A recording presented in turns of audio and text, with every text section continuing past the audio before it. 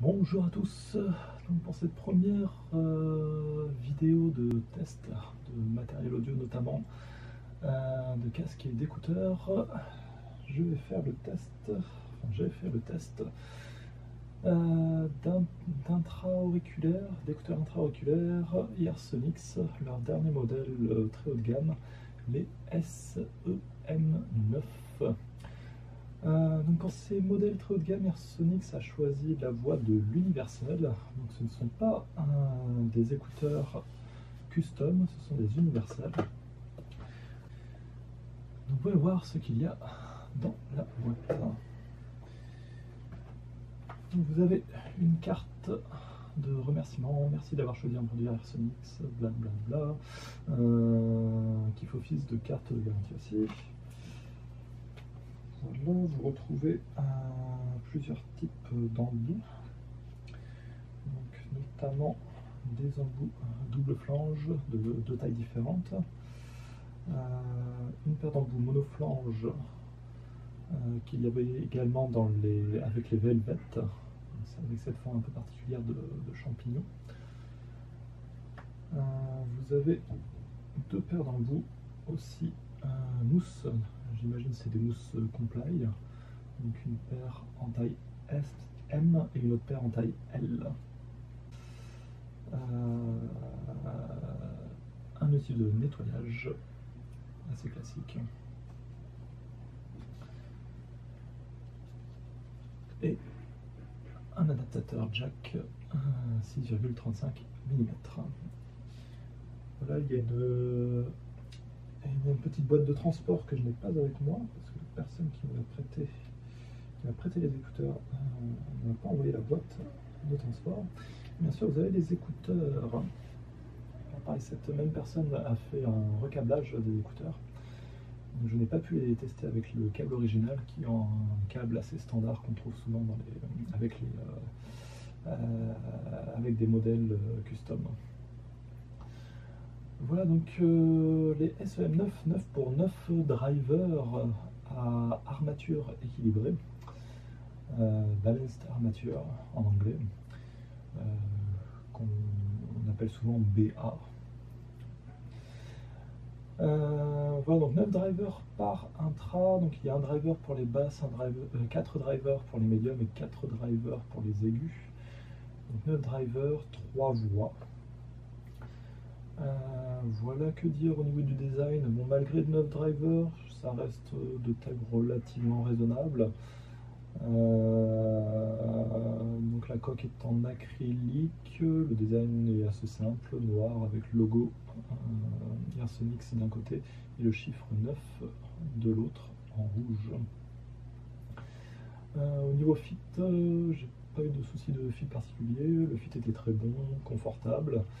Donc ça va, je pense que ça va dépendre de chacun. En tout cas, mes oreilles, le fit était excellent. Mieux que ce que j'avais sur les Velvet ou les SEM6. Donc un bon point en ce qui me concerne. Après, il y a quelque chose qui m'a un petit peu perturbé, c'est cette canule. Je ne sais pas si vous voyez, mais la canule, qui est la partie où l'on met l'embout, est relativement courte et elle est d'un diamètre un petit peu bâtard, ce qui fait que beaucoup d'embouts ne vont pas s'adapter sur cette canule. Je pense notamment aux personnes qui utilisent des triples flanges, ça va peut-être être un petit peu compliqué. Et les embouts qui s'adaptent dessus, vu que la taille de la canule est très courte, on a l'impression qu'ils ne sont pas très sécurisés une fois enfoncés et que ça peut s'en aller un peu trop facilement. Voilà, après, que dire d'autre? Oui, donc le câble détachable. Donc là, j'ai un modèle avec un connecteur MMCX. Vous avez le choix quand vous commandez l'intra entre un connecteur MMCX ou connecteur 2 pins, donc selon vos préférences. Personnellement, j'ai pas trop de préférence ni pour l'un ni pour l'autre. J'ai par le passé utilisé des écouteurs avec ces deux standards sans problème, ni avec l'un ni avec l'autre. Donc c'est vous qui voyez. Voilà, donc connecteur MCX ou de pin au choix. Donc, je vais ranger ça sur le côté. Nous allons passer à la partie son qui, je pense, vous intéresse un petit peu plus. Donc les SM9, je le disais, c'est un Intra très haut de gamme, facturé 1500 €.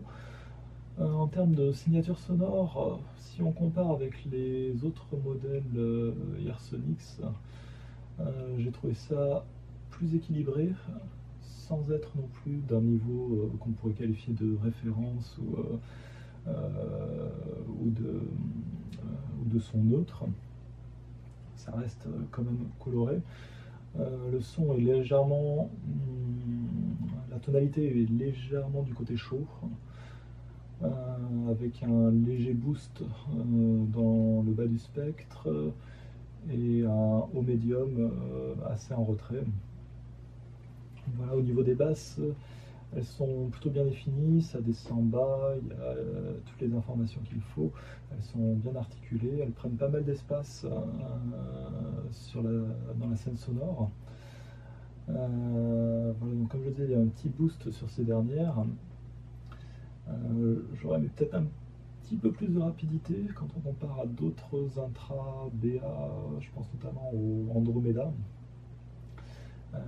qui sont un peu plus rapides, un peu plus rapide, un peu plus contrôlé. Voilà, mais bon, dans l'ensemble, les basses sont très bonnes, performent très bien. Ce qu'on est en droit d'entendre pour un intra dans cette gamme de prix. Après, au niveau des médiums, donc la transition basse-médium est plutôt bien faite, pas trop d'accidents dans la réponse en fréquence.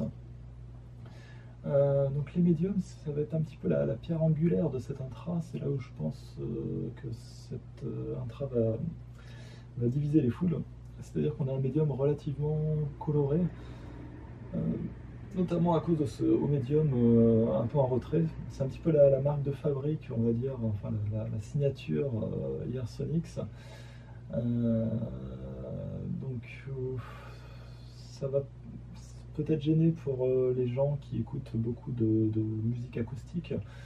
Je pense notamment au classique, au jazz, etc. Où les timbres ne vont pas être les plus fidèles qu'ils soient. Mais bon, si vous arrivez à passer outre cette coloration et que vous accrochez à cette coloration, je pense que vous apprécierez beaucoup ces intras. Donc, comme le haut médium est un petit peu en retrait, on a un rendu un petit peu caverneux de ces derniers, ce qui pourra un petit peu gêner. Mais bon, l'avantage, ça va être que même sur les mauvais enregistrements, cet intra passe plutôt bien. Donc ça arrondit un petit peu les angles. Voilà, donc après au niveau des aigus, j'ai trouvé les aigus plutôt performants dans la moyenne haute de ce qu'on trouve dans le très haut de gamme, sans être non plus les meilleurs aigus disponibles. J'ai remarqué un léger pic, peut-être aux alentours de 10-11 kHz, ce qui fait, additionné avec le creux du haut médium, qu'on a l'impression que les aigus sont un petit peu détachés du reste. Voilà, bon, j'aurais aimé un petit peu plus d'extension, mais comment dire, il y a, on va dire 95% des intras très haut de gamme sont un peu décevants sur ce point-là. J'aurais aimé un petit peu plus d'extension, un petit peu plus de texture. Mais bon, dans l'ensemble, ça reste dans la bonne moyenne, on va dire. Après, au niveau de la scène sonore, donc on a une scène sonore qui crée un espace assez important, notamment au niveau de la profondeur. Donc vous avez une belle profondeur dans la scène sonore et une très bonne cohérence. Donc on a, oui, une belle homogénéité qui est assez appréciable. La présentation est légèrement laid back, c'est-à-dire que vous avez une espèce de distance mise entre vous et les instruments. Donc là aussi c'est assez fréquent dans les c'est assez fréquent chez la marque française Earsonics. Donc l'écoute est plutôt du côté relax, on va dire. Au niveau de la résolution, là pareil, je mettrai ces intras plutôt dans la moyenne haute de ce qu'on trouve dans le haut de gamme, sans être non plus l'intra le plus résolvant qui existe. Je pense notamment encore une fois au Andromeda que j'ai pu comparer directement, ou encore au Shure KS 1500. Mais bon, ces derniers utilisent une autre technologie. Voilà, que dire de plus? Oui, le son est plutôt liquide. Il a une légère tendance à arrondir un petit peu les angles. Voilà, donc après reste la question du prix. Donc au niveau prix, 1500 €, c'est un petit peu cher quand on compare à d'autres modèles relativement moins enfin, aussi performants, voire un peu plus performants, mais un petit peu moins cher. D'un autre côté, vous avez d'autres modèles qui restent dans cette même gamme de performance, avec une tarification aussi beaucoup plus élevée. Je pense notamment aux derniers intras Noble Katana ou ce que propose JH Audio. Donc voilà, donc une tarification un petit peu mi-figue, mi-raisin. J'aurais préféré peut-être un petit peu moins cher. Mais bon, ça doit être en partie justifié par le nombre de drivers assez important. Voilà, donc en gros, si vous cherchez quelque chose d'extrêmement neutre, d'extrêmement équilibré, ça ne sera pas mon premier choix. Je pense qu'il y a des intras plus rigoureux que ces SEM9. Si vous accrochez à cette coloration du médium, ces intras pourront certainement beaucoup vous plaire et vous accompagner dans vos moments musicaux.